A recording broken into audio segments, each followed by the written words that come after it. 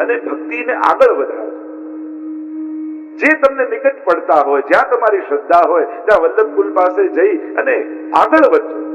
હવે કથા સાંભળીને મારાથી પ્રભાવિત થઈને એમ ના કહેતા કે દ્વારકેશલાલજી પાસે જવાનું, એમને જ સાંભળવાના, મારી પકડ ના રાખતા, વ્યક્તિને ના પકડતા. આ જે વિચારો તમને આપ્યા છે, અને એ પણ મહાપ્રભુજી સહમત વિચાર, જે તમને લાગ્યા હોય એ જ પકડજો. નહીં તો પાછળ ગામની આદત હોય, હવે દ્વારકેશલાલજીની પાછળ ગામ ચાલે. એટલે એવું નહીં કરું, હું તો જ્યાં કથા હોય એ સ્પષ્ટતા કરી દઉં, મને પકડવાની કોશિશ ના કરતા. જ્યાં વલ્લભકુલનું સાનિધ્ય તમને ગામમાં જે રીતે મળે ત્યાં પકડી અને આગળ વધે છે. કોઈ એક વ્યક્તિના આધાર પર રહ્યા ને તો પાછા અટકી જશું. અને એટલા માટે એ પણ પકડવાની, મને પણ પકડવાનો પ્રયાસ ન કરતા. તમને જે વિચાર આ દિવસોમાં મળ્યા એ વિચારને પકડજો, આગળ ચાલજો. ભક્તિના માર્ગમાં ઠાકોરજી તમારી પ્રતીક્ષા કરી રહ્યા છે. તમારો જન્મ જ ભગવાને ભક્તિ કરવા માટે ભૂતલ પર આપ્યો છે.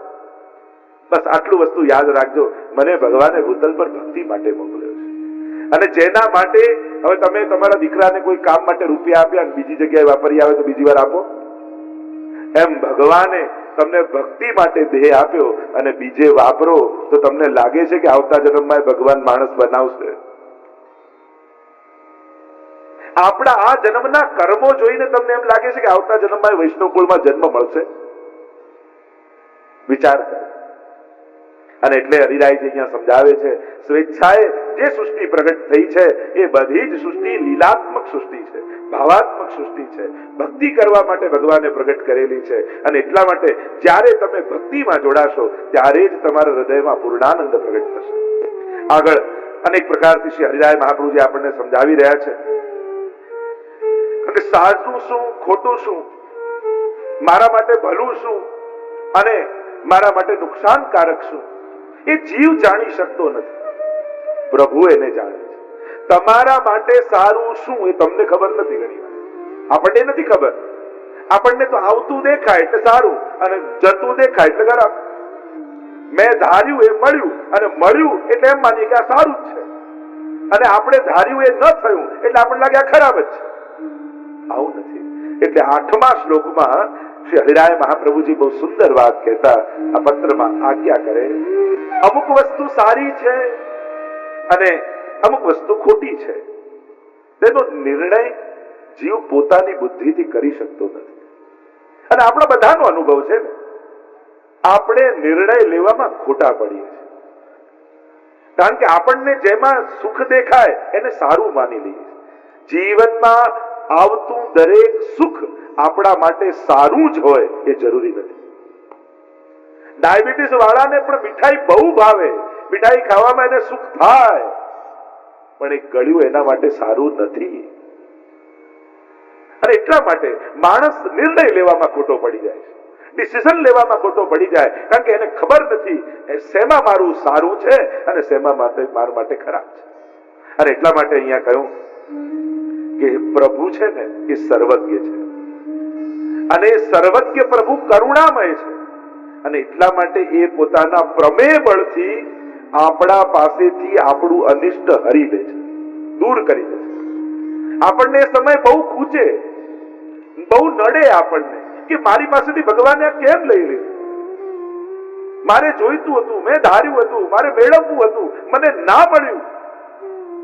એ સમયે બહુ દુઃખ થાય આપણને, પણ સમય જતા સમજાય કે સારું થયું પ્રભુએ મને આ ન આપ્યું.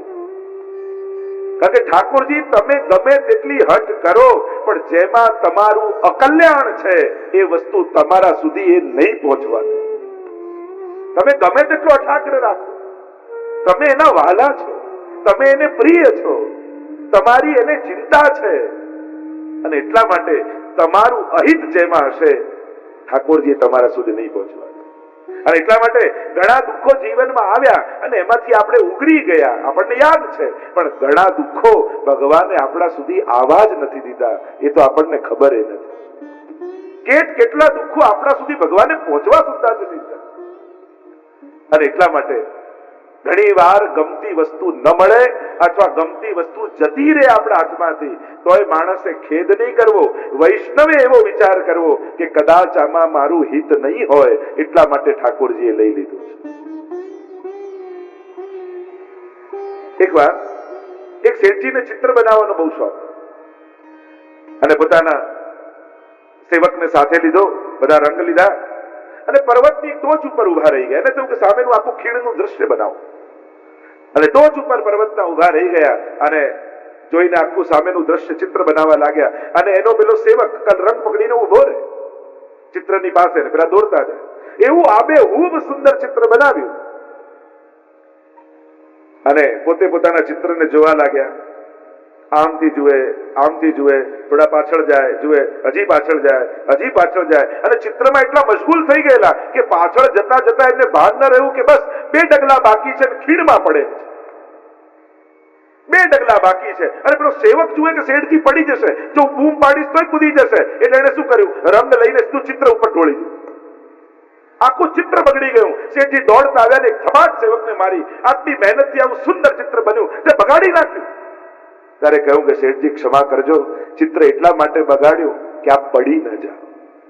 કારણ કે જો મેં બૂમ પાડી હોત તો ગભરાઈને પડી જાત. 1 ડગલું આપ બાકી હતા, ખીણમાં પડવાની તૈયારી હતી. મારી પાસે છેલ્લો ઉપાય હતો કે આના ઉપર જો રંગ નાખી દઉં તો આપ ભાગતા આગળ આવી જાઓ. અને એટલા માટે મને ચિત્ર બગાડવામાં રસ નતો, મને આપને બચાવવામાં રસ. એમ ઘણી વાર આપણે દોરેલું સંસારનું ચિત્ર ભગવાન ઘણી વાર બગાડે, ઘણી વાર બગડી જાય. આપણને લાગે આવું કેમ, પણ આપણને દુઃખ આપવામાં ભગવાનને રસ નથી, આપણને બચાવવામાં ભગવાનને રસ. કારણ કે ક્યાંક કોઈ પગ સરકે ને કોઈ એવી ખાણમાં પડીએ કે જ્યાંથી પાછા ન નીકળી શકે. ભગવાન આપણને ઉગારી લે છે. દુઃખ તો આપણા કર્મોથી આપણે ઉભા કરીએ છીએ. ભગવાન દુઃખ નથી આપતું, કારણ કે ભગવાન આપી જ ન શકે. કારણ કે એના ખાતામાં બેલેન્સ હોય તો ચેક લખે ને. દુઃખ અને ભગવાન, કોઈ સૂરજને એમ કે અરે દિવસે નીકળે બરાબર, રાત્રે નીકળી બતાવ તો ખરો ગણું તને.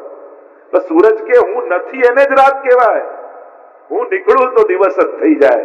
એમ ભગવાનનો અભાવ એનું નામ જ દુઃખ છે. જ્યાં ભગવાન હાથ ખેંચી લે છે, હરિણા એ વિનિર્મુક્તા તે મગ્ના ભવસાગરે. ભગવાન જેને છોડી દે ને ભવસાગરમાં, એ ડૂબી જાય. ભવસાગર, આ સુખ દુઃખના સાગરમાં ડૂબી જાય. ભગવાન યાદ સુદ્ધા એને ના આવે. ભગવાનનો અભાવ એનું નામ દુઃખ છે, અને ભગવાનનો જીવનમાં પ્રવેશ એનું નામ આનંદ છે. અને એટલા માટે જીવનમાં આનંદ જેને પામવો છે એને ભગવાનની સન્મુખતા રાખે. કારણ કે જ્યાં પ્રભુ છે ત્યાં દુઃખ આવી શકતું નથી, અને ભગવાન ક્યારે દુઃખ આપી શકતા નથી, કારણ કે ભગવાન પાસે છે જ નહીં. અને તમે જો સુખ માંગો ને કે ભગવાન મને સુખ આપો, એટલે આડકતરી રીતે તમે દુઃખની યાચના કરી જ રહ્યા છો. કારણ કે ભગવાને અમુક વસ્તુ દ્વંદ્વમાં પ્રગટ કરી છે. દિવસ રાત, સુખ દુઃખ, તેજ અંધકાર, પ્રકાશ અંધકાર. એટલે કે તમે એમ કહો છો કે મને એવો કોઈન આપો કે જેમાં કિંગ હોય પણ પાછળ ક્રોસ ના હોવું જોઈએ, તો એવો સિક્કો સાચો કહેવાય? એ ચાલે બજારમાં? એ તો ખોટો સિક્કો કહેવાય. તમે માંગો છો ભગવાન પાસે કે મને સુખ આપો, એટલે તમે કિંગ દેખાય બાજુ માંગો છો, તમે ભૂલી જાઓ છો કે પાછળ ક્રોસ છે જ. સુખ માંગ્યું એટલે પાછળ પાછળ દુઃખ આવવાનું જ છે. અસોચ્યાનંદ સોચસ્ત્વમ પ્રજ્ઞાવાવાંશ ભાસસે. ન શોક કરવાની વસ્તુનો તો શોક કરે છે, કારણ કે સુખનું ઓપોઝિટ એની જોડે જોડાયેલું જ છે. એનું વ્યક્તિત્વનું અંગ છે. સુખના વ્યક્તિત્વનું અંગ ત્યારે પૂરું થાય જ્યારે પાછળનો ભાગ દુઃખ હોય, ત્યારે સિક્કો પૂરો થાય. અને એટલા માટે આપણે ત્યાં સુખ અને દુઃખની પર આનંદની યાચના કરીએ છીએ. કારણ કે સુખનું ઓપોઝિટ છે, દુઃખ આનંદનું ઓપોઝિટ નથી. આનંદ એટલે આનંદ. અને એટલા માટે સુખની યાચના પણ એક પ્રકારથી દુઃખની જ માંગ છે. એટલા માટે પ્રભુ પાસે સુખ માંગતા એ વિચાર. એક વ્યક્તિને એના દીકરાએ ઘરથી બહાર કાઢીને દીધા, એના પિતા માતા રડતા રડતા ભગવાન પાસે ગયા અને કહ્યું કે જો ભગવાન તમે આમ કેમ કર્યું? ભગવાન કે મેં શું કર્યું? કાંઈ મને બહાર કાઢ્યો. ભગવાને કે તે તો આઈને માંગેલો દીકરો, આ તારી જ માંગ છે. એમ જીવનમાં દુઃખ માટે વિચાર કરજો, ક્યાંક આપણી જ ઈચ્છાથી આવેલી વસ્તુ આપણા દુઃખનું કારણ તો નથી. જે તમે ઈચ્છેલું, તમે જે ચાહેલું અને તમને જે વધારે ગમતું હોય ને એ તમને વધારે દુઃખ આપી શકે. તમને જે ગમતું ના હોય તમને દુઃખી નથી કરી શકતું. જેની જોડે તમારે લાગણીના કોઈ સંબંધ ના હોય તમને દુઃખ ખરાબ આપે. જેટલા નજીકના સંબંધ હોય દુઃખ આપવાનો અધિકાર એટલો જ વધારે. અને એટલા માટે ક્યાંક આપણી જ ઈચ્છાઓ, આપણી જ માંગ કોઈ ને કોઈ રૂપ બદલી, કપડા બદલી અને ક્યારેક દુઃખ બનીને સામે ઉભા હોય છે.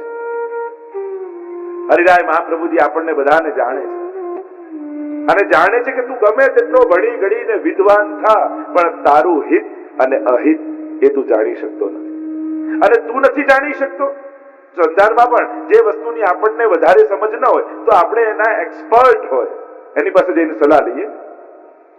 જેમ એકાઉન્ટનું કામ હોય તો સીએ પાસે જઈએ, મેડિકલને રિલેટેડ હોય તો ડોક્ટર પાસે જઈએ, લોને લગતું કોઈ વકીલ પાસે જઈએ.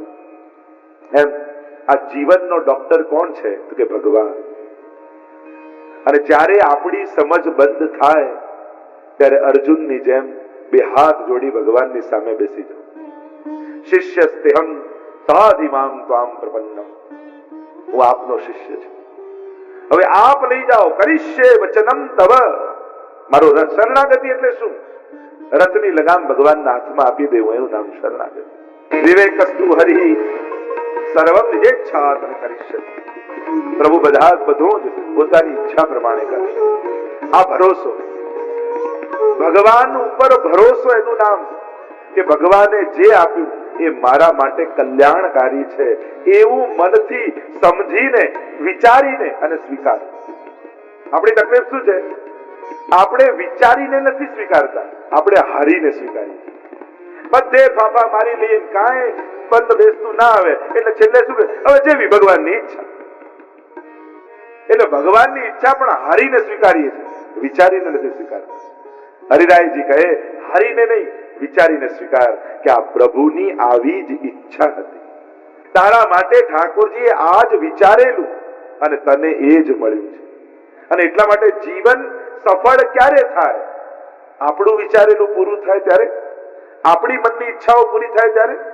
મેં તો એ દિવસે કહ્યું ને કે ભગવાનની બહુ મોટી કૃપા છે કે આપણી બધી ઈચ્છા પૂરી નથી કરતો. જો એવા આશીર્વાદ આપી દે ને તો પછી દુશ્મનની જરૂર જ આપણને ન પડે. આપણી ઈચ્છાઓ જ આપણા જીવનના પતનનું કારણ બની જાય, પછી દુશ્મનની જરૂર નથી. અને એટલા માટે નક્કી કરો કે પ્રભુ મારા માટે જે નક્કી કરે છે એમાં મારી 100% ભલાઈ છે. અને જ્યારે સહર્ષ આ વસ્તુને સ્વીકારી લેશો ને પછી જીવનમાં દુઃખ બહુ ઓછા થઈ જશે. પછી તો પ્રસાદ મળે છે ને, એમ લાગે. જો પછી તો દરેક વસ્તુ એમ, જો પ્રભુએ અહીંયા બચાવ્યા, આ જગ્યાએ બચાવ્યા, અહીંયા આપણને ઠાકોરજી ઉગારી લીધા, પછી દરેક જગ્યાએ તમને એમ લાગશે કે ભગવાન મારી રક્ષા કરે. આપણા બધાની તકલીફ જ એ છે ને, મૂળ જે ઉપકારી છે, ટીવી આપનારને 10 વાર થેન્ક યુ કહી દઈએ, પણ આંખ આપનારને ક્યારે થેન્ક યુ ન કહીએ, જેને કારણે આ બધું છે. આ બધાનો મૂળ ઉપકારી પરમાત્મા છે. અને એટલા માટે એનો ઉપકાર સદા યાદ રાખો. એમ કહી આગળ શ્રી હરિરાય મહાપ્રભુજી સુંદર રીતે સમજાવી રહ્યા છે કે પ્રતિકૂળ સંજોગોમાં મનુષ્ય કેવા વિચાર રાખો.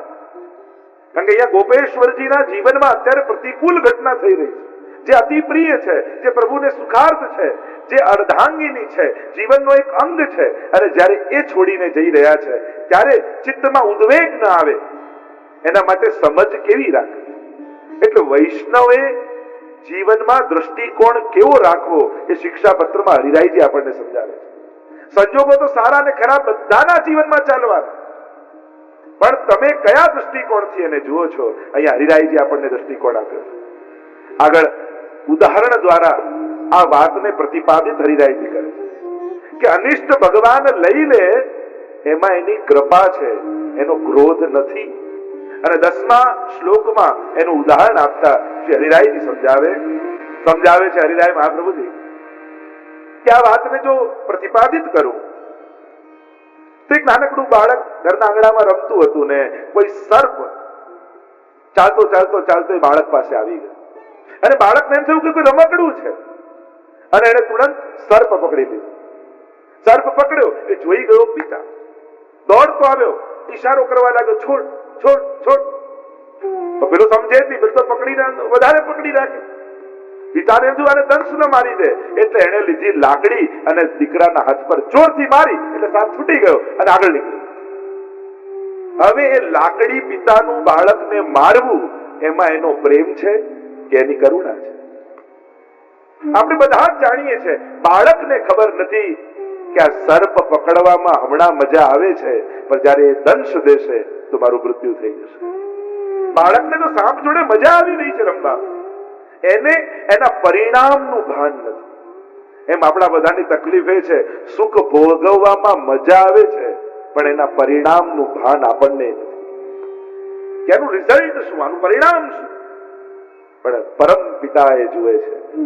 અને તમારા હાથમાં કોઈ પણ વસ્તુ તમારી જોડે એવી ભગવાનને લાગશે કે જેનાથી તમારું કંઈક અહિત થવાનું છે, તો કોઈ ને કોઈ સોટી ભગવાન મારશે. અને મૂળ વાત મારવાનો ઉદ્દેશ્ય નથી, પણ હાથમાં પકડેલી અકલ્યાણકારી વસ્તુને છોડાવવાનો. એક જગ્યાએ એક બિલ્ડિંગ બનતું હતું. આમ 10 માળનું બિલ્ડિંગ બને અને 10મા માળે અગાસી પર જે બિલ્ડિંગનો માલિક હતો એ ઉભો હતો અને નીચે કામ ચાલતા હતા અને પેલા જે મજૂર હોય પથ્થર તોડતા હતા. હવે પેલા માલિકને કંઈક કામ અને પેલો બૂમો પાડે પેલા મજૂરને, પણ અવાજ ન સંભળાય. પથ્થર તોડે ઠક ઠક ઠક ઠક ઠક, અને માલિક જોજોથી બૂમ પાડે પણ પેલો સાંભળે જ નહીં. માલિકને થયું કે શું કરું, કે આ ઉપર જુએ, મારે કામ છે ને જોતો નથી, હું ક્યાં 10 માળ નીચે આવું. એટલે માલિકે યુક્તિ કરી, એક 50ની નોટ કાઢી ધીમે નીચે નાખી. નીચે બાજુમાં પડી, પેલાની નજર ગઈ, 50ની નોટ લીધી, ખિસ્સામાં મૂકી પાછી ઠક ઠક ઠક ઠક ઠક. પેલા તો આ જોતો નથી એટલે 500ની નોટ કાઢી અને કાઢીને પાછી નીચે નાખી. પેલા જોઈ 500ની નોટ લીધી, હાથમાં લીધી, પાછી ખિસ્સા મૂકી ઠક ઠક ઠક, અને પેલો બૂમો પાડે જુએ જ નહીં. માલિકને થાય કે આટલું નાખું છું જોતો જ નથી. એટલે માલિકે શું કીધું, એક આખરી હાથમાં લીધી અને જ્યાં એને મારી તરત એને ઉપર જોયું. એમ ઘણી વાર ઠાકોરજી ગાડી નાખે, ઢીંગલી નાખે, નોટ નાખે, કપડા નાખે, અનેક વસ્તુ નાખે, પણ આપણે બધા એવા હોશિયાર ને ખિસ્સામાં મૂકી પાછું ઠક ઠક ઠક ઠક ઠક. હવે પ્રભુને થાય કે આનું ધ્યાન મારી તરફ રહે તો આનું કલ્યાણ. એટલે કાંઈક ને કાંઈક, કોઈ સંકટની, કોઈ વિપરીત સંજોગની, કોઈ અપયશની, કોઈ ને કોઈ પ્રકારની એવી કાકરી ભગવાન મારે કે હે હરી કરીને દોડતો જાય, આપમેળે ભાગતો જાય મંદિર. જો માઈકે પણ પુકાર કરે. તો અહીંયા હરિરાય મહાપ્રભુજી આપણને સમજાવે છે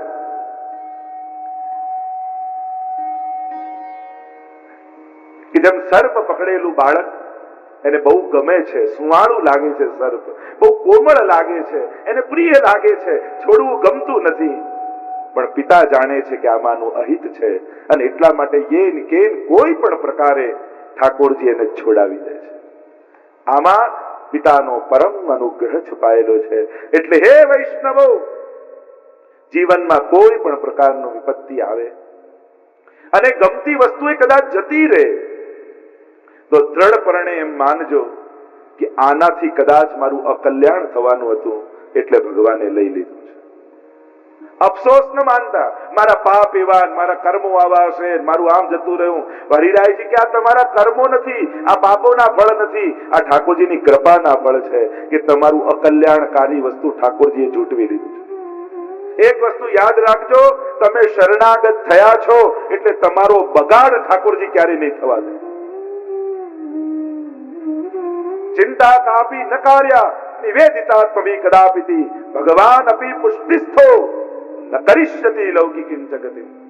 ભગવાને તમને ભક્તિ માટે પ્રગટ કર્યા છે એટલે ભગવાન તમારી લૌકિક ગતિ નહીં થવા દે. અને લૌકિક ગતિ નહીં થવા દે એટલે શું બધું લઈ રહેશે? ના ના, જે ભગવાન આપશે ને એ સંસાર વધારનારું નહીં, પણ તમારી ભક્તિમાં અનુકૂળ હોય એવું આપશે. ઘણી વાર લોકોને એમ થાય મારું લૌકિક ગતિ નહીં થાય એટલે શું જે મળ્યું છે બધું સંસારનું ઝૂંટવી લેશે? અરે ના. સર્વોત્તમજીની ટીકામાં જયારે ગુસાઈજીને વંદન ગોકુલનાથજી કરે છે ત્યારે કહ્યું સર્વ અભિષ્ટ પ્રદાયક. ગુસાઈજીના ચરણારવિંદ કેવા છે? સર્વ અભિષ્ટનું દાન આપનારા છે. તો કે અભિષ્ટનું એટલે બીજા અન્ય ઉપાસનાથી પણ આ બધી વસ્તુઓ મળે છે, ઈચ્છિત વસ્તુઓ મળે છે. પછી અમે મહાપ્રભુજી, શ્રીનાથજી, ગુસાઈજીના આશીર્વાદથી જ મેળવવાનો કેમ આગ્રહ રાખી? આ તો અન્ય ઉપાસનાથી પણ મળે છે. ત્યારે ગોકુલનાથજી સમજાવે છે કે હા, સંસારની અનેક વસ્તુઓ અન્યની ઉપાસનાથી મળે, પણ અન્યના આશીર્વાદથી મળેલું હોય ને એ બધું સંસારમાં ફસાવનારું હોય છે. પણ મહાપ્રભુજી, ગુસાઈજીના આશીર્વાદથી જે મળશે, તમને ઘર મળશે તો ઘરે એવું મળશે જ્યાં ઠાકોરજી બિરાજી શકે. તમને ઘરમાં જતા જ એમ થાય કે હવે પ્રભુ પધરા. તમને પત્ની મળે, બાળક મળે, સંસાર મળે, એ પણ એવા મળશે કે બધા સેવામાં સહાયક હશે. તમને ધન મળશે મહાપ્રભુજીની કૃપાથી, તો એવું મળશે તમને થાય કે આવા મનોરથો કરાવો. એટલે કે દેખાતું લૌકિક પણ તમારું અલૌકિક સાધનારું હશે. બસ આ ફરક. અન્યના આશીર્વાદથી મળેલું લૌકિક લૌકિકમાં બાંધનારું અને લૌકિકમાં ફસાવનારું હોય છે, અને મહાપ્રભુજીની કૃપાથી દેખાતું લૌકિક પણ તમારું અલૌકિક સાધનારું હોય છે. અને એટલા માટે તમારી લૌકિક ગતિ પ્રભુ નહીં થવા દે. એનો અર્થ એ નથી કે બધું ચૂંટવી લેશે, પણ તમને ખૂબ આપશે, પણ એવું આપશે કે તમારી ભક્તિમાં તમને સહાયક હશે. તમે એનાથી ભક્તિ કરી શકશો.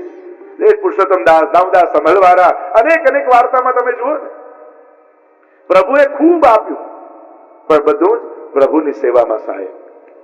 એ મળતા જ જો પાપ અને પુણ્યથી કયા કર્મો મળ્યા, એક આ બંને પાપ પુણ્ય કર્મોથી કયું ફળ મળ્યું, પુણ્યથી કયું, પાપથી કયું, કેમ ખબર પડે? તો કે પુણ્યથી જે મળશે ને એ તમારા હાથે સત્કર્મ કરાવનારું હશે, અને પાપથી જે મળશે એ તમારા હાથે પાપ ઉભા કરશે. આ એક સીધું સાદું ગણિત સમજી લેજો.